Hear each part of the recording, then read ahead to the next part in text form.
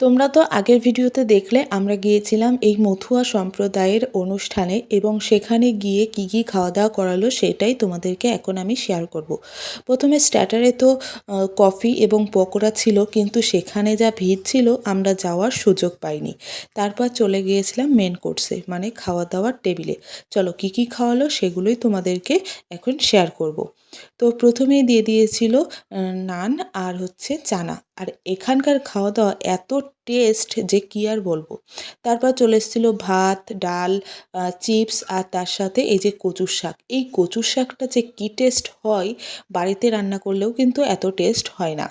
তারপর দিয়েছিল fried rice, আলুর দম। আর আলুগুলো দেখো সবাই আমার পাতে তুলে দিয়েছে। তারপর ছিল চাটনি, পাঁপড় আর লাস্টে ছিল কিন্তু পায়েস।